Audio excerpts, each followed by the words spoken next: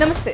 ఉత్తరప్రదేశ్లోని ప్రయాగ్రాజ్ జిల్లాలో ఇంట్రెస్టింగ్ ఘటన చోటు చేసుకుంది. ఓ వ్యక్తి ఒకరికి తెలియకుండా ఇంకొకరిని ఇలా ఇద్దరిని పెళ్లి చేసుకుని రెండిళ్ల పూజారి అవతారమెత్తాడు. కేవలం 30 రోజుల గ్యాప్లోనే లవర్స్ తో పాటు తల్లిదండ్రులు చూసిన అమ్మాయిని పెళ్లి చేసుకున్నాడు. వేరువేరుగా 2 కాపురాలు పెట్టాడు. ఏడాది పాటు వ్యవహారం బాగానే సాగింది.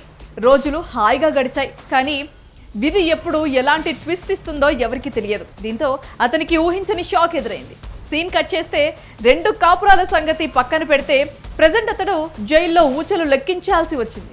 ఇంతకీ మ్యాటర్ ఏంటంటే, యూపీకి చెందిన రామకృష్ణ అలియాస్ రాహుల్ ఒక డెలివరీ కంపెనీలో ఉద్యోగం చేస్తున్నాడు. అతడు 2024 నవంబర్లో ప్రియురాలు ఖుష్బును గుడిలో ప్రేమ వివాహం చేసుకున్నాడు. ఆమెతో కాపురం పెట్టాడు. అయితే అదే నెలలో తన తల్లిదండ్రులు కుదిర్చిన అమ్మాయితో అతనికి బంధుమిత్రుల సమక్షంలో వైభవంగా పెళ్లి జరిగింది. ఆ అమ్మాయి పేరు శివంగి. ఆమెను తన తల్లిదండ్రుల దగ్గరే పెట్టాడు. ఇలా ప్రేమించి పెళ్లి చేసుకున్న అమ్మాయికి తెలియకుండా పెద్దలు పెళ్లి చేసిన భార్యతో కాపురం, అదేవిధంగా ఆమెకు తెలియకుండా ప్రియురాలతో కాపురం పెట్టాడు. ఇలా ఏడాది పాటు ఎవరికి కొంచెం కూడా అనుమానం రాకుండా విజయవంతంగా మేనేజ్ చేశాడు. అయితే అతను డెలివరీ బాయ్ కావటం చాలా బాగా కలిసి వచ్చింది. దీంతో ఎక్కువ శాతం బయటే ఉండేవాడు. ఈ క్రమంలో మొదటి భార్య ఖుష్బు ఆడబిడ్డకు జన్మనిచ్చింది. అయితే ఒక ఫోన్ కాల్ రామకృష్ణ జీవితాన్నే సుడిగుండంలో నెట్టేసింది. ఒకరోజు మధ్యాహ్నం ఖుష్బు తన భర్తకు ఫోన్ చేసింది.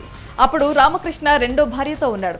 అతడు ఫోన్ ఇంట్లో పెట్టి బయటకు వెళ్ళాడు. దీంతో అనుకోకుండా రెండో భార్య శివంగి ఆ ఫోన్ లిఫ్ట్ చేసింది. రామకృష్ణ భార్యనని ఖుష్బు చెప్పటంతో వాళ్ళిద్దరూ ఫోన్ కాల్లోనే గొడవ పడ్డారు.